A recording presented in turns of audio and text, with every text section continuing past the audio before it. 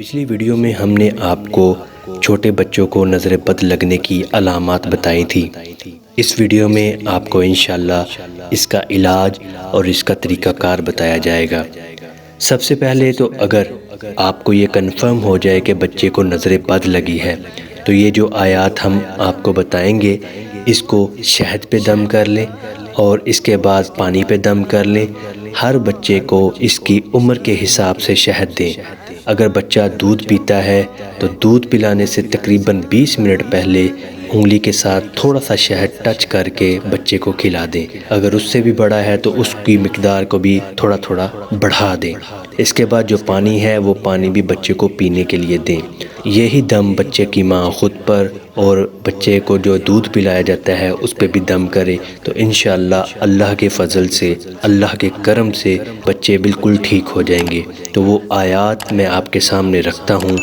سورہ فاتحہ، سورہ بقرہ آیت نمبر 1 سے لے کے 5، سورہ بقرہ آیت نمبر 163 سے 164، سورہ بقرہ آیت نمبر 255، سورہ بقرہ آیت نمبر 285 سے 286، سورہ نساء آیت نمبر 18، سورہ اعراف آیت نمبر 54 سے 56، سورہ مومنون آیت نمبر 115 سے 118، سورہ صافات آیت نمبر 1 سے 10، سورہ جن آیت نمبر 33 سے 36 تک، سورہ حشر آیت نمبر 21 سے 24، سورہ قلم آیت نمبر 51 سے 52 تک، سورہ جن آیت نمبر 3 اور آخری 4 کل۔